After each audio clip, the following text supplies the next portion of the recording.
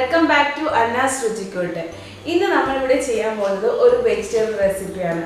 ഓണം അങ്ങ് എത്താറായി, അടുക്കലെത്തിയിരിക്കുകയാണ്. ഓണം ആകുമ്പോൾ നമുക്ക് ഒട്ടും ഒഴിവാക്കാൻ പറ്റാത്ത ഒരു ഇതാണ് സദ്യ.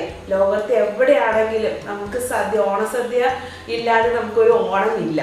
അപ്പോൾ അതുകൊണ്ട് തന്നെ ഞാൻ ഇനിയുള്ള വീഡിയോസിൽ ഇൻക്ലൂഡ് ചെയ്യാൻ പോകുന്നത് ഓണത്തിന് വേണ്ടിയുള്ള സദ്യയ്ക്ക് വേണ്ടിയുള്ള ഓരോ റെസിപ്പീസാണ്. അപ്പോൾ അത് എൻ്റെതായ രീതിയിൽ ഞാൻ ചെയ്യുന്ന ഓണത്തിൻ്റെ ഓരോ സദ്യയുടെ ഓരോ കൂട്ടുകൾ അത് ഞാൻ നിങ്ങൾക്ക് പരിചയപ്പെടുത്താണ്.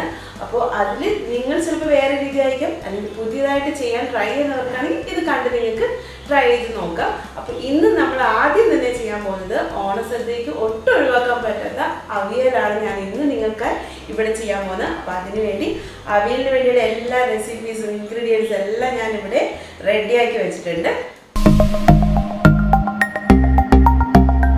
അപ്പോൾ ഇനി നമുക്ക് സമയം കളയാതെ നമ്മൾ എടുത്തു വെച്ചിരിക്കുന്ന അവിയലിൻ്റെ കഷ്ണങ്ങളെല്ലാം നമുക്കൊന്ന് കട്ട് ചെയ്ത് വേഗം റെഡിയാക്കി എടുക്കാം.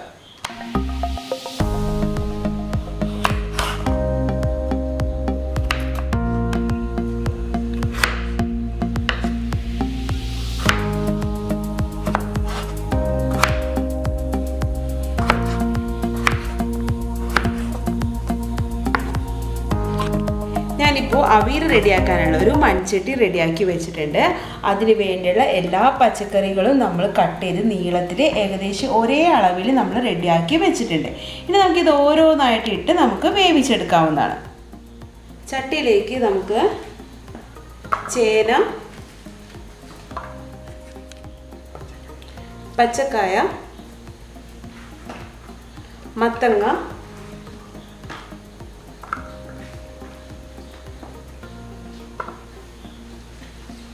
ഉരുളൻകിഴങ്ങ്,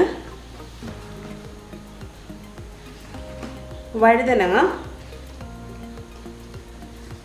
മുരിങ്ങക്കായ, അച്ചിങ്ങ,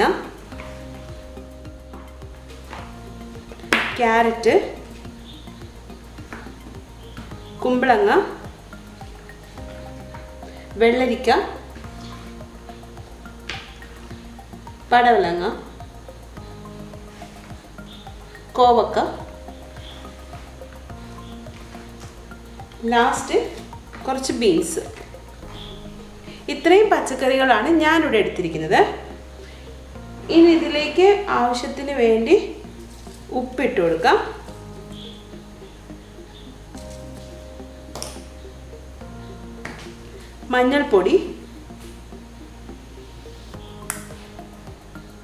മഞ്ഞൾപ്പൊടിയാണ് നമ്മൾ മെയിനായിട്ട് അവിയലിന് കൂടുതലിടാം. മുളക് പൊടി സ്വല്പം മതി, അത് കളറൊന്നും വേണ്ടിയല്ല, ജസ്റ്റ് ഒരു ചെറിയൊരു എരിവിന് വേണ്ടി മുളക് പൊടി ഒരു 1/2 ടീസ്പൂൺ മതി. സ്വല്പം വെളിച്ചെണ്ണ ഇത്ര ഒഴിച്ച് നന്നായിട്ടൊന്ന് മിക്സ് ചെയ്യാം. ഫസ്റ്റ്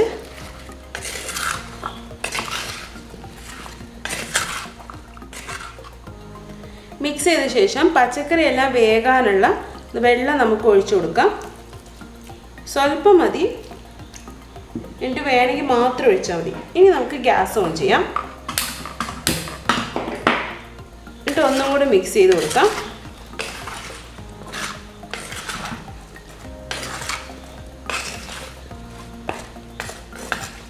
ഇനി നമുക്കിതൊന്ന് അടച്ച് വെച്ച് വേവിക്കാം. ഇടയ്ക്കിടയ്ക്കൊന്ന് ഇളക്കി കൊടുക്കണം. അധികം വെന്ത് കുഴഞ്ഞു പോകരുത്. ആ രീതിയിൽ അവയുടെ സാധാരണ രീതിയിൽ നമുക്ക് വേവിച്ചെടുക്കാം.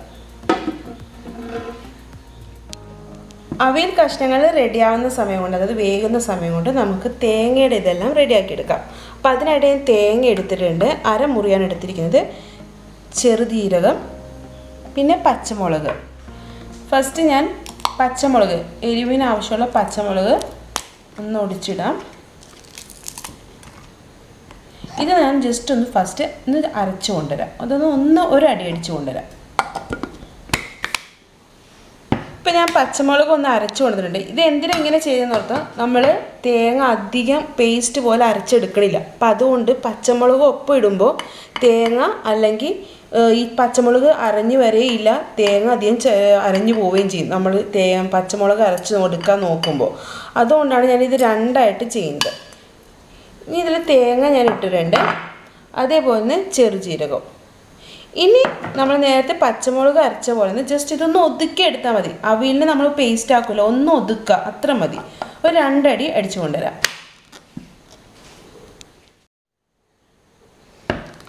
ഇപ്പോൾ തേങ്ങ റെഡി ആയിട്ടുണ്ട്. കണ്ടോ, ഈ ഒരു രീതിയിൽ ഒന്ന് ചതച്ചാൽ മാത്രം മതി. ഈ രീതിയിൽ നമുക്ക് ഇടാം. അപ്പോൾ പച്ചമുളകും എല്ലാം ഇപ്പോൾ അരഞ്ഞു കിട്ടിയിട്ടുണ്ട്. ഇനി നമുക്കിതൊരു സൈഡിലേക്ക് മാറ്റി വെക്കാം. ഇപ്പോൾ നമുക്ക് പച്ചക്കറി റെഡി ആയിട്ടുണ്ട്. അവിയൽ കഷ്ണങ്ങളെല്ലാം ആവശ്യത്തിന് കണ്ട ഈ രീതിയിൽ വെന്താൽ മതി. അധികം വെന്ത് പോവരുത്. അപ്പം ഇത് തീ കുറച്ച് വെച്ചിട്ട് ഇതിലേക്ക് നമ്മൾ റെഡിയാക്കി വെച്ചിരിക്കുന്ന തേങ്ങയുടെ അരപ്പ് ഇതിലേക്ക് ഇട്ട് കൊടുക്കാം.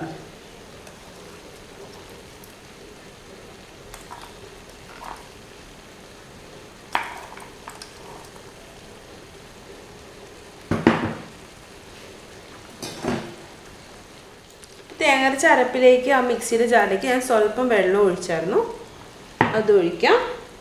ഇനി പുളിക്കായിട്ട് അവിയലിന് പുളിക്കായിട്ട് തൈര് അല്ലെങ്കിൽ പച്ചമാങ്ങ, തക്കാളി, ഈ 3ആണ് മെയിൻ യൂസ് ചെയ്യണം. ഞാനിവിടെ എടുത്തിരിക്കുന്നത് തൈരാണ്. തൈരാണ് കുറച്ചും കൂടെ ഒരു ടേസ്റ്റ്, അല്ലെങ്കിൽ പച്ചമാങ്ങ. ഇനി നമുക്ക് ഇത് ലോ ഫ്ലെയിമിൽ 2 മിനിറ്റ് ഒന്ന് അടച്ചു വെച്ച് വേവിക്കാം. ഇപ്പോൾ 2 മിനിറ്റ് കഴിഞ്ഞു. നമുക്ക് മൂടി ഓപ്പൺ ചെയ്യാം.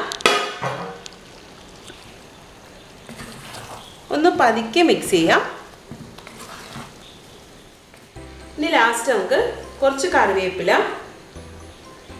പിന്നെ പച്ച വെളിച്ചെണ്ണ, ഉപ്പ് നമ്മൾ നേരത്തെ വേവിച്ചിട്ടതാണ്. കുറവുണ്ടെങ്കിൽ ഒരു സ്വല്പം ഇട്ട് കൊടുക്കാം. ഇനി ഒന്നും കൂടി മിക്സ് ചെയ്ത് കൊടുക്കാം. ഇപ്പോൾ അവിയലെല്ലാം റെഡി ആയിട്ടുണ്ട്. ഇനി നമുക്ക് ഗ്യാസ് ഓഫ് ചെയ്യാം. ഇപ്പോൾ നമ്മുടെ ഓണസദ്യക്ക് വേണ്ടിയുള്ള ആദ്യത്തെ വിഭവം റെഡി ആയിട്ടുണ്ട്. ഇതൊരു സെർവിങ് പ്ലേറ്റിലേക്ക് ഞാൻ മാറ്റാം.